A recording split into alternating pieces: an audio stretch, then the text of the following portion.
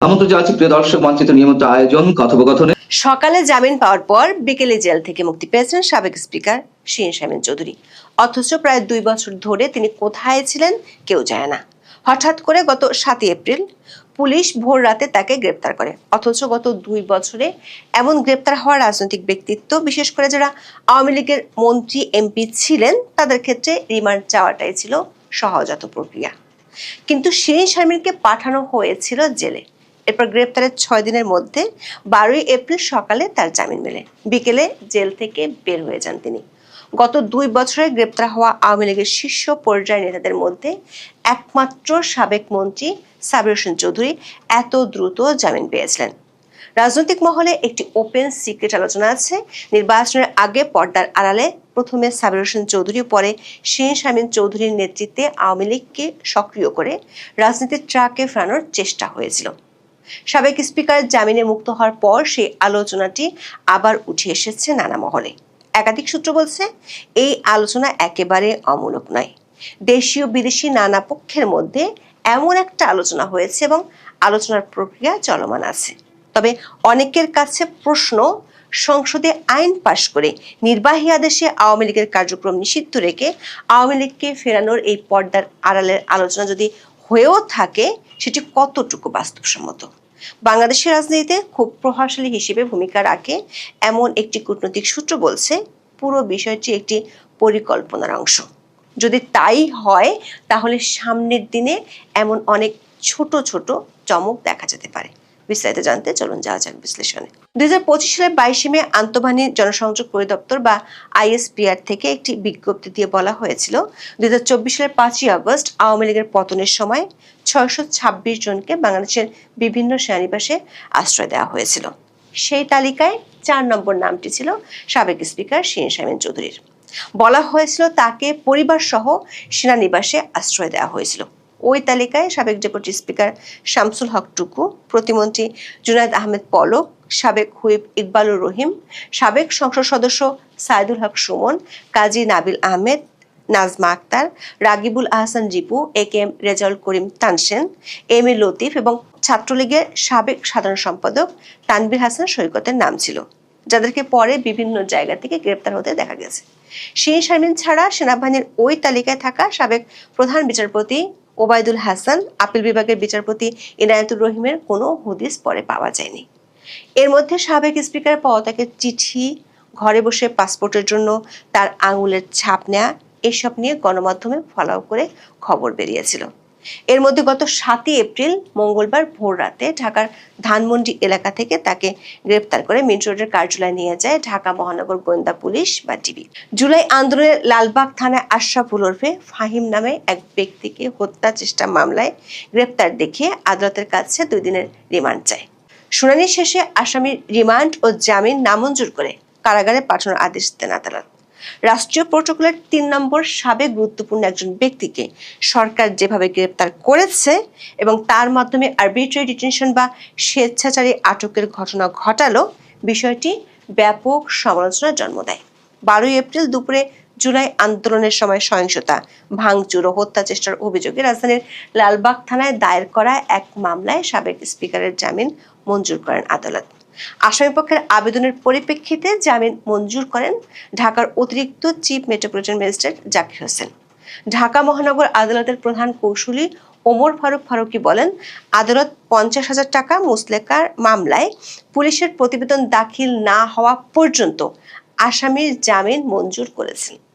দর্শক, গত 2 বছরে আওয়ামী লীগের শীর্ষস্থানীয় নেতাদের মধ্যে শুধু সাবেক মন্ত্রী ও এমপি গ্রেপ্তার হয়েছেন 126 জন। তাদের মধ্যে হাতে গোনা কয়েকজন ছাড়া পেয়েছেন। সবচেয়ে চমক জাগানো গ্রেপ্তার ও জামিন ছিল আওয়ামী লীগের সাবেক সংসদ সদস্য, পরিবেশ, বন ও জলবায়ু পরিবর্তন বিষয়ক মন্ত্রী সাবির হোসেন চৌধুরীর ক্ষেত্রে। 2024 সালের 6 অক্টোবর রাজধানীর গুলশান থেকে সাবির হোসেন চৌধুরীকে গ্রেপ্তার করে পুলিশের গোয়েন্দা শাখা বা ডিবি। পরদিন 2022 সালের ডিসেম্বরে ঢাকার পল্টনে বিএনপি কর্মী মকবুল হত্যা মামলায় সাবির হোসেনের বিরুদ্ধে 5 দিনের রিমান্ড মঞ্জুর করেছিলেন আদালত। রিমান্ড চলাকালেই একসাথে 6টি মামলায় 2024 সালের 8ই অক্টোবর আদালত থেকে জামিন পান আওয়ামী লীগের সাবেক এই মন্ত্রী। এর মধ্যে খিলগাঁও থানায় ছিল 4টি আর পল্টন থানায় ছিল 2টি মামলা, যার মধ্যে 3টি হত্যা মামলা আর 3টি হত্যা চেষ্টা মামলা। জামিন পাওয়ার পর তখন খুব দ্রুত জেল থেকে মুক্তি পেয়েছিলেন সাবের হোসেন চৌধুরী। তখন বিএনপির পক্ষ থেকে প্রশ্ন তোলা হয়েছিল 24 ঘন্টার মধ্যে সাবের হোসেন চৌধুরী কিভাবে মুক্তি পেয়েছিলেন। সাবের হোসেনের মতোই খুব দ্রুত জামিন পাওয়ার ঘটনা ঘটেছে শিরিন শারমিন চৌধুরীর ক্ষেত্রে। তার গ্রেপ্তারের পরপরই রাজনীতিতে শুরু হয়েছে নতুন আলোচনা। 8 এপ্রিল বাংলাদেশ টাইমসে প্রকাশিত এক প্রতিবেদনের শিরোনাম ছিল শিরিন শারমিন গ্রেপ্তার, কৌশল নাকি ক্ষমতার খেলা। রিপোর্টটিতে বলা হয়, রাজনৈতিক প্রতিহিংসার কারণে বিএনপি সরকার তাকে হত্যা চেষ্টা মামলায় আটক দেখিয়ে জেলবন্দি করেছে বলে অনেকে মনে করছেন। তবে বিভিন্ন সূত্র বলছে, আইনি প্রক্রিয়ায় মুক্ত করে শিরিন শারমিনকে সামনে রেখে আওয়ামী লীগ পুনর্গঠনের একটি চেষ্টা চলছে। দর্শক, ইউনূসের আমলে 24 ঘন্টার ব্যবধানে 6 মামলায় জামিনে মুক্তি পাওয়া সাবের হোসেন চৌধুরীকে নিয়ে বেশ আলোচনা ছিল। আলোচনাটি হলো সাবের হোসেন সহ কয়েকজনকে সামনে রেখে আওয়ামী লীগকে রাজনীতির ট্রাকে ফেরানোর চেষ্টা। এমনকি 2025 সালের জানুয়ারি ফেব্রুয়ারিতে গণমাধ্যমে খবর প্রকাশিত হয়েছিল সাবের হোসেন চৌধুরী আওয়ামী লীগের মুখপাত্র হচ্ছেন। এমনকি বর্তমান সংসদ সদস্য হাসনাত আব্দুল্লাহ গত বছরের 11 মার্চ নিজের ফেসবুক পেজে একটি স্ট্যাটাস দিয়েছিলেন। সেখানে তিনি লিখেছিলেন, রিফাইন্ড আওয়ামী লীগ নামে নতুন একটি ষড়যন্ত্র নিয়ে আসার পরিকল্পনা চলছে। সাবের হোসেন চৌধুরী, শিরিন শারমিন চৌধুরী এবং তাপসকে সামনে রেখে এই পরিকল্পনা সাজানো হচ্ছিল বলে তখন হাসনাত আব্দুল্লাহ অভিযোগ করেছিলেন। হাসনাত আব্দুল্লাহ তখন অভিযোগ করেছিলেন যে সেনাবাহিনীর পক্ষ থেকে তিনি ও সার্জিস আলমকে এই প্রস্তাব দেওয়া হয়েছিল। আবার গত বছর অক্টোবরে যখন দেশ জুড়ে নির্বাচন নিয়ে বেশ শঙ্কা ছিল, যখন আওয়ামী লীগের বড় নেতারা হয় দেশে না হয় দেশের বাইরে পলাতক ছিলেন, তখন সাবের হোসেন চৌধুরীর বাসায় গিয়ে বৈঠক করেছিলেন ইউরোপের 3টি প্রভাবশালী দেশের রাষ্ট্রদূত। গত বছরের ডিসেম্বরের শেষ নাগাদ পর্যন্ত সাবের হোসেন চৌধুরী ও শিরিন শারমিন চৌধুরীর নেতৃত্বে আওয়ামী লীগকে রাজনীতিতে ফেরানোর এই প্রক্রিয়া নিয়ে রাজনৈতিক ও কূটনৈতিক মহলে বেশ গুঞ্জন ছিল। বিএনপি সরকার আমলে শিরিন শারমিন চৌধুরীকে গ্রেপ্তার ও জামিনে মুক্ত হওয়ার পর সে আলোচনা আবার শুরু হয়েছে। 8 এপ্রিল প্রকাশিত টাইমস অব বাংলাদেশের খবরে সামরিক, বেসামরিক ও কূটনৈতিক একাধিক সূত্রের বরাত দিয়ে বলা হয়েছে, শিরিন শারমিন চৌধুরীর মুক্তি পাওয়ার পুরো বিষয়টি একটি পরিকল্পনার অংশ। শিরিন শারমিনের বিরুদ্ধে যেহেতু জুলাই আন্দোলনের হত্যা মামলা হয়েছে, সেহেতু তাকে অন্য কোনো উপায়ে প্রকাশ্যে আনার বা মুক্ত করার সুযোগ নেই। তাই দায়ের হওয়া মামলায় আটক দেখিয়ে এরপর তাকে জামিনে বের করে আনা হবে। এই খবর প্রকাশের 4 দিনের মধ্যে সাবেক স্পিকার মুক্তি পেলেন। রিপোর্টটিতে প্রশ্ন তোলা হয়, প্রায় 20 মাস পরে কেন তাকে এভাবে প্রকাশ্যে আনা হলো। একাধিক সূত্রের মতে, শিরিন শারমিনকে দিয়ে আওয়ামী লীগকে পুনর্গঠিত করার প্রয়াস থেকেই এই উদ্যোগ নেওয়া হয়েছে। প্রতিবেশী ভারত ও পশ্চিমারা নির্বাচনের আগে থেকেই আওয়ামী লীগকে রাজনীতিতে ফিরিয়ে আনার চেষ্টা করছে। মোহাম্মদ ইউনূসের নেতৃত্বাধীন অন্তর্বর্তী সরকারের সময় দলটির মন্ত্রী ও নেতা সাবের হোসেন চৌধুরীকে দিয়ে এমন প্রচেষ্টা চালানো হয়। সব মামলা থেকে সাবের হোসেন চৌধুরীকে জামিন দিয়ে কিছুটা আগানো গেলেও খোদ আওয়ামী লীগের তরফ থেকে তা মেনে নেওয়া হয়নি। এই প্রচেষ্টার অংশ হিসেবে সুশীল সমাজের বেশ কিছু সদস্যদের একটি তালিকা করা হয়েছিল, যারা সাবের হোসেনের নেতৃত্বে নির্বাচনে অংশ নেওয়ার কথা ছিল। তবে শেষ পর্যন্ত ওই প্রচেষ্টা সফল হয়নি। টাইমস অব বাংলাদেশের খবরে বলা হয়েছে, সাবের হোসেনের চেয়ে শিরিন শারমিন চৌধুরী ভদ্র ও নম্র রাজনীতিবিদ হিসেবে সবার কাছে গ্রহণযোগ্য ব্যক্তি। এই কারণে আওয়ামী লীগ পুনর্গঠনে তাকে বেছে নেওয়া হয়েছে।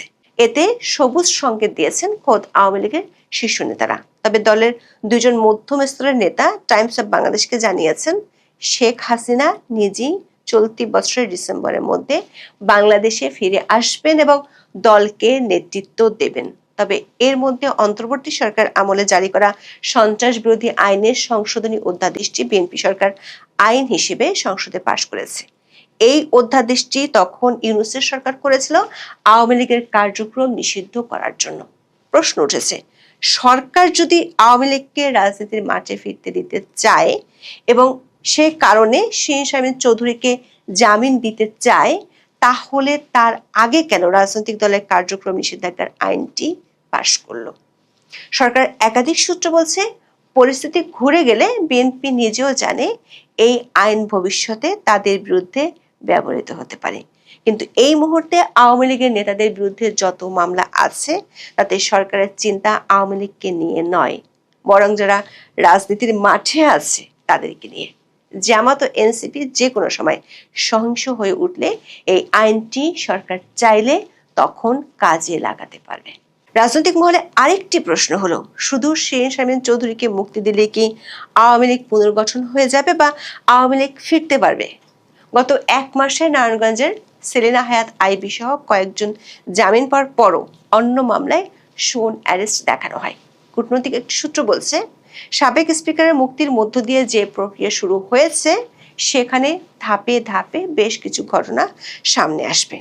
নির্বাচনের আগে দেশীয় ও বিদেশি শক্তিগুলোর সাথে যে আলোচনা হয়েছিল সেটি যদি স্বাভাবিক প্রক্রিয়া আগাতে পারে তাহলে আগামী 2 মাসের মধ্যে অনেক কিছু দৃশ্যমান হতে পারে, এমন আভাস পাওয়া গেছে সামরিক, বেসামরিক ও কূটনৈতিক একাধিক সূত্র থেকে। অবৈধ ইউনূস সরকার অবৈধ আদালতে বিপুল পরিমাণ ঘুষ বাণিজ্য করে শেখ হাসিনার বিরুদ্ধে ফাঁসির রায় দিয়ে গেছে। শুরু থেকেই এই আদালতকে অবৈধ এবং এর বিচার অবৈধ আখ্যা দিয়ে সাধারণ মানুষও কথা বলছে।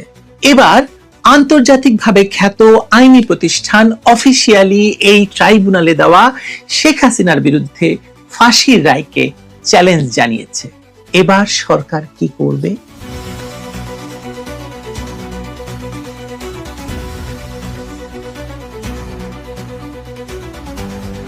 লন্ডনের খ্যাতনামা আইনি সংস্থা কিংসলে নেপোলি বাংলাদেশ আওয়ামী লীগের সভাপতি এবং সাবেক প্রধানমন্ত্রী শেখ হাসিনার পক্ষে সরাসরি এই আইনি নোটিশটি পাঠিয়েছে, যা ইতিমধ্যেই আন্তর্জাতিক অপরাধ ট্রাইব্যুনালের হাতে পৌঁছেছে বলে জানা গেছে, যদিও ট্রাইব্যুনাল বলেছে তারা পায়নি। অত্যন্ত তীক্ষ্ণ এবং সুস্পষ্ট ভাষায় লেখা এই নোটিশে গোটা বিচার প্রক্রিয়াকে একটি চরম প্রহসন এবং আন্তর্জাতিক মানবাধিকার এবং বিচারিক মানদণ্ডের সুস্পষ্ট লঙ্ঘন হিসেবে আখ্যায়িত করা হয়েছে। সংস্থাটি তাদের নোটিশে বিস্তারিতভাবে তুলে ধরেছে কিভাবে শেখ হাসিনাকে সম্পূর্ণ অনুপস্থিতিতে আত্মপক্ষ সমর্থনের কোনো সুযোগ না দিয়ে এমন একটি মৃত্যুদণ্ডযোগ্য অপরাধে দণ্ডিত করা হয়েছে যা আন্তর্জাতিক আইনের মৌলিক কাঠামোর পরিপন্থী। তারা স্পষ্ট করেছে দেশে এখন এমন একটি বৈরী এবং ভীতিকর রাজনৈতিক পরিবেশ বিরাজ করছে যেখানে আওয়ামী লীগকে সন্ত্রাস বিরোধী আইনের অধীনে নিষিদ্ধ করা হয়েছে, দলটিকে নির্বাচনের বাইরে রাখা হয়েছে, দলটির পক্ষের আইনজীবীদের উপর ধারাবাহিক হামলা এবং গ্রেপ্তার চালানো হচ্ছে এবং অপরাধীদের অবাধ দায় মুক্তি দেওয়া হচ্ছে। এমনকি যুদ্ধাপরাধের দায়ে মৃত্যুদণ্ডপ্রাপ্ত আসামিকে এখন করা হয়েছে সংসদ সদস্য। এমন একটি একপাক্ষিক এবং ভীতিকর পরিস্থিতিতে দাঁড়িয়ে কোনো স্বাধীন বিচারিক কার্যক্রম পরিচালনা করা অসম্ভব।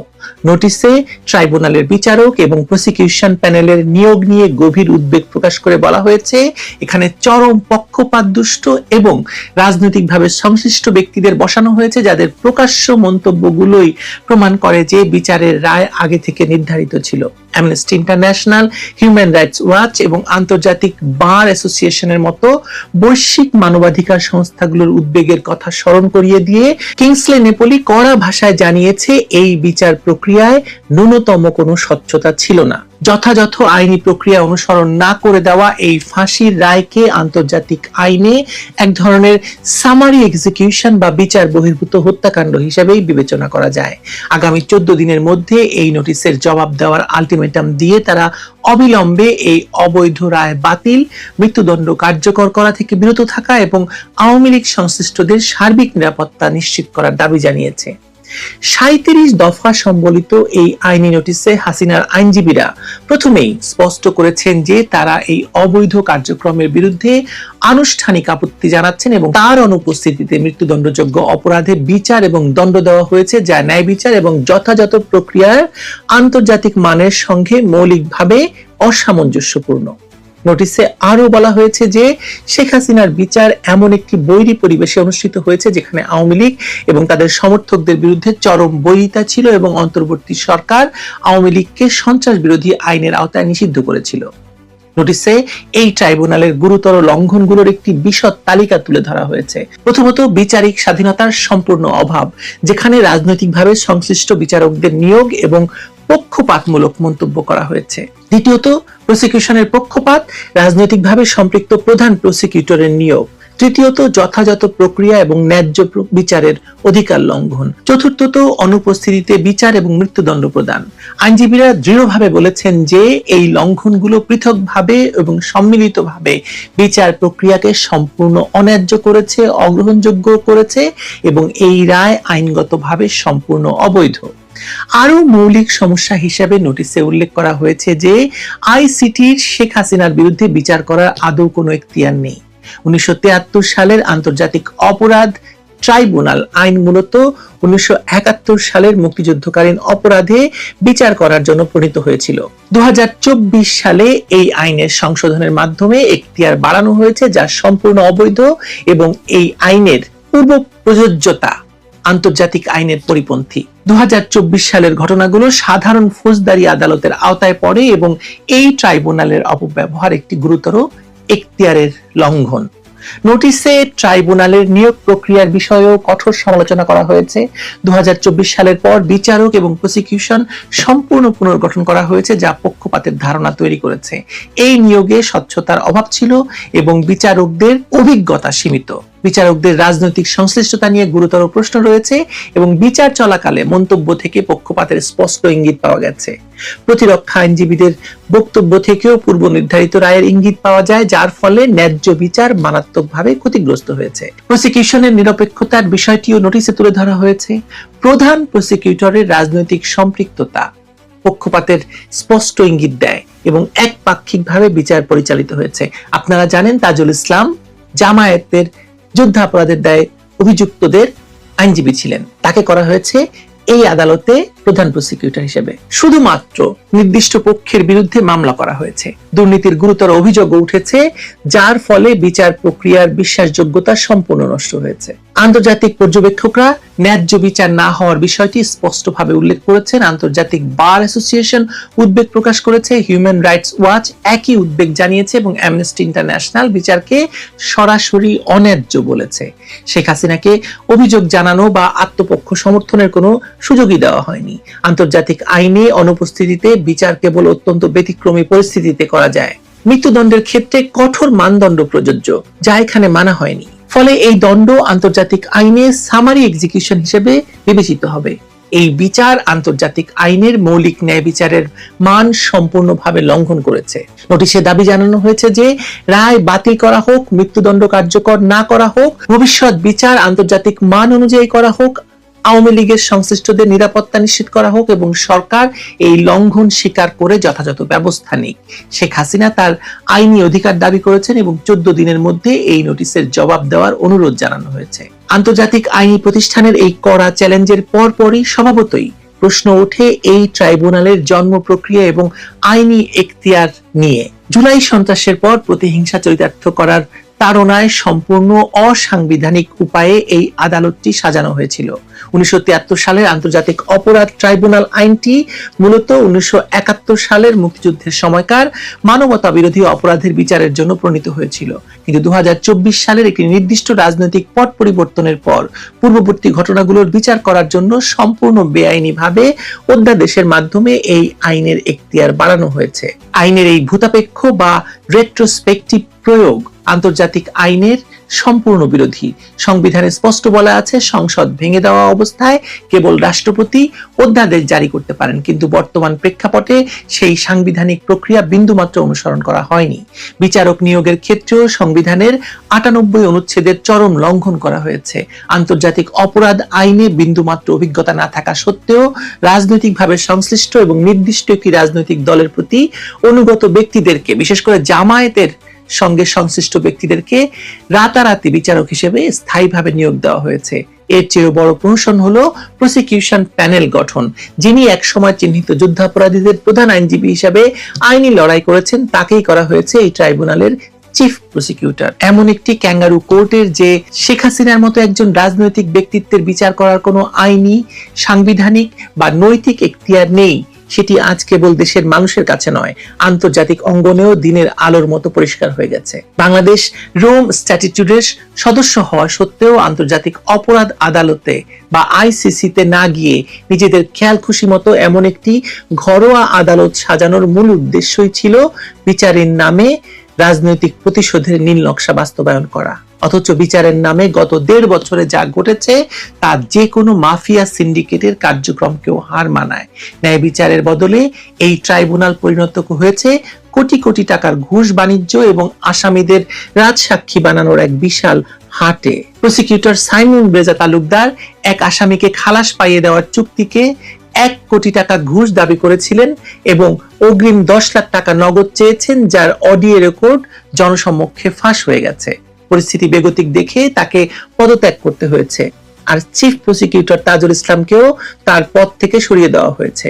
খোদ ট্রাইব্যুনালের ভেতরেই প্রসিকিউটররা একে অপরের বিরুদ্ধে অভিযোগ এনে জানিয়েছেন ধানমন্ডির তদন্ত সংস্থার কার্যালয়ে বসে চিফ প্রসিকিউটর এবং একটি বিশেষ সিন্ডিকেট কোটি কোটি টাকার বিনিময়ে দাগী আসামিদের রাজসাক্ষী বানিয়ে নিরাপদে পালানোর সুযোগ করে দিয়েছে। একজন পুলিশ কর্মকর্তার স্ত্রী একটি ভারী টাকার ব্যাগ নিয়ে প্রভাবশালী এক প্রসিকিউটরের কক্ষে প্রবেশের পর সেই পুলিশ কর্মকর্তাকে ম্যাজিকের মতো রাষ্ট্রপক্ষের সাক্ষী বানিয়ে খালাস দেওয়ার ঘটনা প্রমাণ করে যে এই আদালতের ভেতর বিচারের নামে কি ধরনের নোংরা বাণিজ্য হয়েছে। চানখারপুল এবং রংপুরের ছাত্র জনতার উপর সরাসরি গুলি চালানোর ভিডিও প্রমাণ থাকা সত্ত্বেও টাকার বিনিময়ে মূল আসামিদের অব্যাহতি দিয়ে অন্যদের ফাঁসানো হয়েছে। সবচেয়ে ভয়াবহ বিষয় হলো নিজেদের এই অভাবনীয় মাত্রার দুর্নীতি এবং ঘুষ বাণিজ্যের প্রমাণ লোপাট করতে ট্রাইব্যুনালের নির্দিষ্ট স্থানের সিসিটিভি ফুটেজ গায়েব করে দেওয়া হয়েছে। ডিজিটাল ফরেনসিক বিশেষজ্ঞ এবং প্রসিকিউটর তানভীর হাসান জোহা আনুষ্ঠানিকভাবে ফ্যাক্টস ফাইন্ডিং কমিটিকে জানিয়েছেন যে অত্যন্ত গুরুত্বপূর্ণ ওই দিনগুলোর ফুটেজ আর হার্ড ড্রাইভে পাওয়া যাচ্ছে না। যারা ন্যায় বিচার প্রতিষ্ঠার বুলি আওড়ে একটি আদালত গঠন করলো তারাই নিজেদের চুরি আর ঘুষের টাকার লেনদেন আড়াল করতে আদালতের সিসিটিভি ফুটেজ ডিলিট করে দিল। এমন নজির পৃথিবীর বিচারিক ইতিহাসে বিরল বটে। শেখ হাসিনা সহ 46 জনের বিরুদ্ধে তদন্ত মাত্র 1 মাসের মধ্যে শেষ করার নির্দেশ দেওয়া হয়েছে আদালত থেকে, যা প্রমাণ করে যে রায়ে আগে থেকেই নির্ধারিত ছিল। এত বড় ঘটনার তদন্ত এত অল্প সময়ে শেষ করার নির্দেশ বিচার প্রক্রিয়ার নিরপেক্ষতা নিয়ে গুরুতর প্রশ্ন তুলেছে। এখন লন্ডনের কিংসলে নেপোলির আইনি নোটিশের পর ইউনূস সরকার এবং তার সাজানো আদালত যে শাস্তি রেখে গেছে এবং তারেক রহমানের ঘাড়ে যে আদালতকে চাপিয়ে দিয়ে গেছে, তারা পড়েছে কঠিন পরিস্থিতিতে। আন্তর্জাতিক আইনের দৃষ্টিতে এই বিচার সম্পূর্ণ অবৈধ প্রমাণিত হয়েছে। ঘুষ বাণিজ্য, সিসিটিভি ফুটেজ গায়েব করা, অসাংবিধানিক নিয়োগ এবং পক্ষপাত দুষ্ট বিচারের প্রমাণগুলো এখন আন্তর্জাতিক আদালতেও তুলে ধরা হবে। এই নোটিশের পর সরকারকে এসব গুরুতর অভিযোগের ব্যাখ্যা দিতেই হবে। 14 দিনের মধ্যে জবাব না দিলে আন্তর্জাতিক পর্যায়ে আরো কঠিন আইনি পদক্ষেপের মুখোমুখি হতে হবে। শোনা যাচ্ছে শেখ হাসিনার পক্ষে আন্তর্জাতিক আদালতে যাওয়ার কথাও বলা হয়েছে এই চিঠিতে। এই পরিস্থিতিতে তারেক রহমান